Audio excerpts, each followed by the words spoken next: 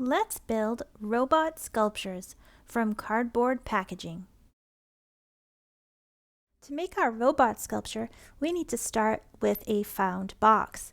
And they can be in all different sizes. In fact, if you have different sizes for different robots, that makes them more interesting. This little robot was made from, I think, a cosmetics cream box, but you can also use something like a box for toothpaste, or this box here was actually a box that some toaster pastries came in. Let me show you how to turn a box like this into a plain box like this. So it's really quite simple.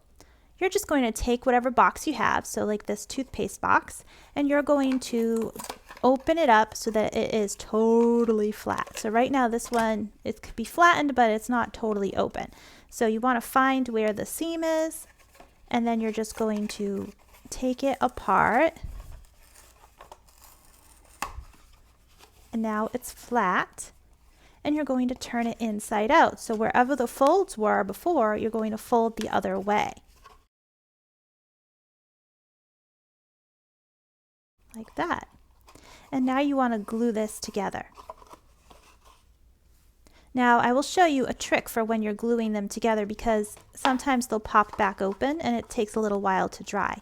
So you might want to glue your box on one day and then let it sit and dry overnight. You're going to need some white glue. Take the glue and put it on the box. You can see where it was glued before, so it's really easy to know where to put the glue. And then push the two pieces together. You might have to put your fingers inside the box to hold it in place. So you want to hold it for a few minutes until it doesn't immediately pop apart. And what you can do to help you out so that you don't have to hold it overnight or even for more than a few seconds is you can take a piece of masking tape or painter's tape and put that tape along the seam to hold it in place for you. The nice thing about most masking tape or painter's tape is that it can peel off really easy. So you can see I can peel it off really easy and reposition it. And then when this is dry, I'll also be able to peel it off really easily.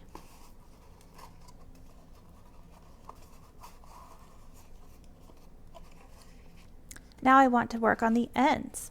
So I'm going to fold them in. Fold them in. And do the same thing. So I want to put some glue. You can even put glue on these.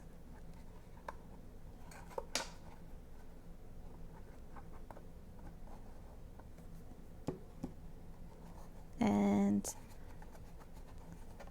hold that in place. And it's a little easier to hold the ends because you can use the table to kind of hold it down. But then you can take your tape and just tape it.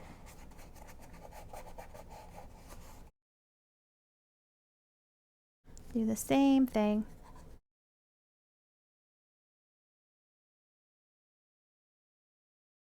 There are a few ways that we can make a skin or outer coating for our box to make it into a robot. One of those ways is to paint directly on the box using metallic paints. Another way is to use painted papers or a combination. Let me show you how to just paint on the box using your metallic paints. So I've got some silver and gold paint, and you can do it all one color or different colors or mix them up a little, whatever is interesting to you.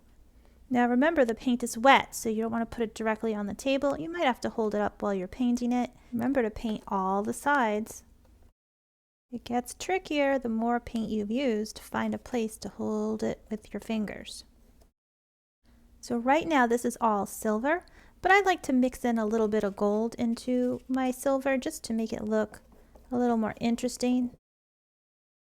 Okay, so now my box has to dry before I can move on to the next step. Here's our toothpaste box that we put together, and now the tape has been removed. I'm going to show you a different way to add a skin to your robot using the toothpaste box. So what I have are some painted papers that I've already painted ahead of time in different metallic colors. And I'm going to use these to make a skin for the robot. Here's how you do it. So first, decide what the main color is going to be for your robot. Which of these pieces of paper do you think you're going to want to use? So I'm going to use the silver one, and I want to turn it over so that I can see the back side or white part of the paper. So we're going to take it and trace around the sides of the box for each side that we want to make a paper for. So I've got one, that's one skinny part. I'm going to turn it over. Trace around it. That's the wide part. Turn it over.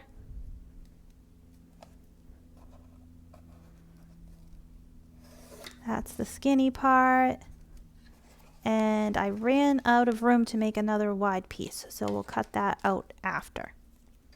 Okay, and now I'm going to cut out all of these pieces. Save all of your scraps because we're going to use those too.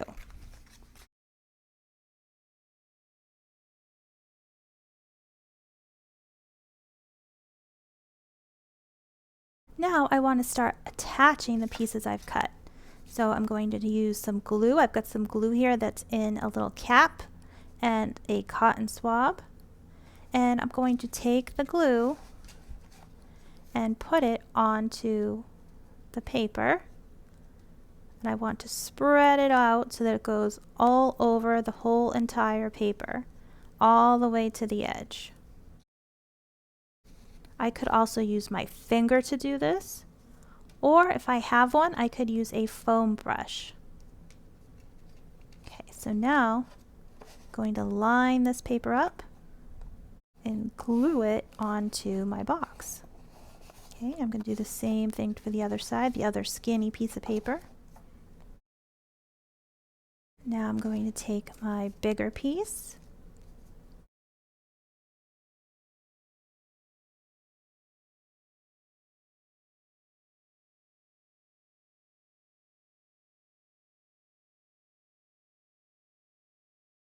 Now I need to do the top and bottom. So again, I'm going to trace it.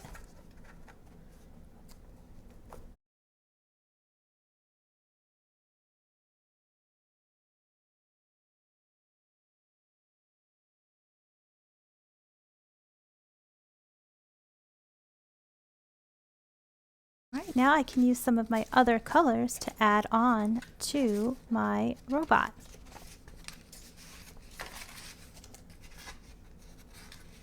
So the first thing I want to do is fill in this gap, and I want to decide, do I want to use a piece of the silver scrap or do I want to use a different color? And I think I want to use a piece of my silver scrap. So I'm going to look for a piece that I can use, and then I can either draw the line or I can cut it directly like this.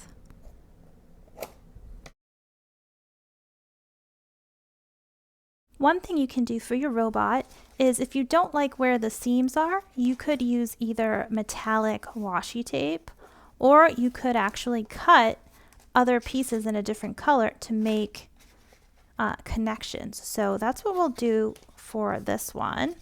I'm going to just cut some long skinny rectangles from a different color. I do want to make sure they're the right size though, so I'm going to measure, and I can fold or draw a line, and then I can cut wherever that line is, either the folded or the drawn line. And then I want to make sure I have 4 of them that are that long. And then on each one of these, I'm going to fold them in half the long way.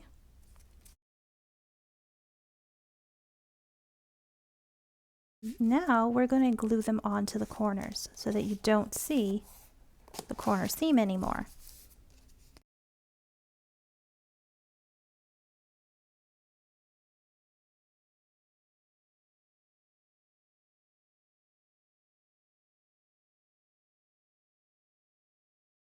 You can do the same thing for the top and the bottom if you want.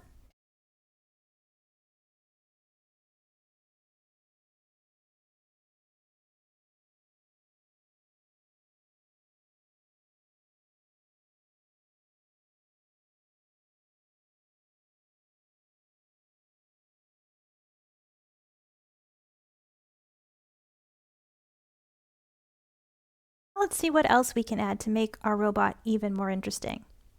So maybe our robot has some kind of a control panel, and we might want that to stand out by being a different color. So we could take one of our other colors and add that on top of the robot. So wherever you want there to be a control panel or maybe a vent, anything like that, you could add a different color paper. If you want your robot to have a screen, you can flip the paper over and use the white side.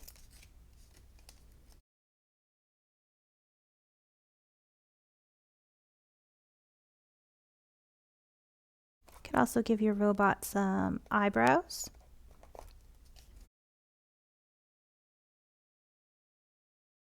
For the eyes, you can even use wiggly eyes if you want to. We'll glue those on a little bit later though with some hot glue.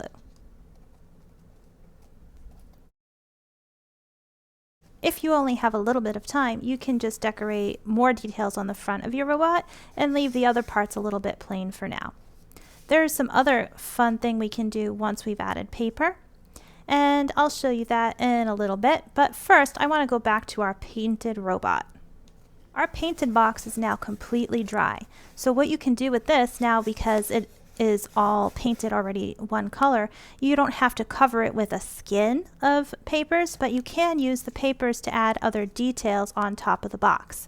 So I'm going to go ahead and do that so that I have two boxes that have all their details added, and you can decide how you want to do yours.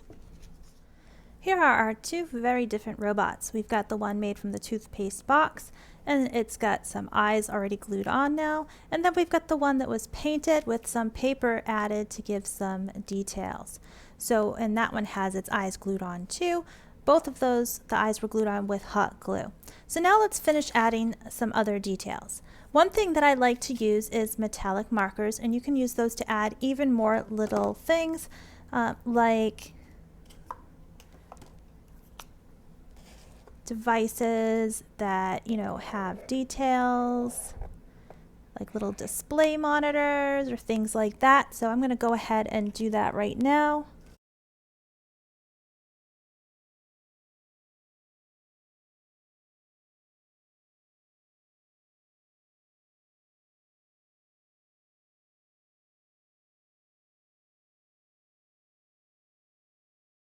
Okay, so I've got all these details added, and now we need to give our robot some arms or legs or antennae. And what I like to use for those are metallic chenille stems or metallic pipe cleaners. So let's go ahead and make some arms.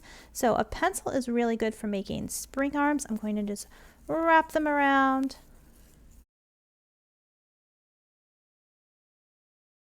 Two springs. So I think those will go for this robot.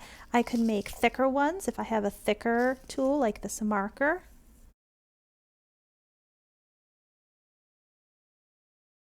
And I can also add some antenna to the top. So maybe I have one that is kind of like a twisted antenna, like that.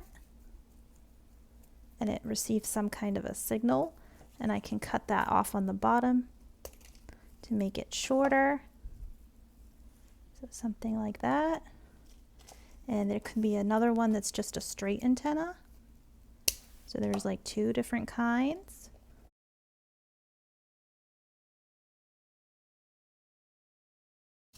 Okay, let's get some of these pieces attached, and then we'll finish off with more chenille stems. Here we have our 3 finished robots. We've got the little one that's joining from the beginning of our video, and we also have the 2 that we made in this video. Hope you enjoyed making a robot.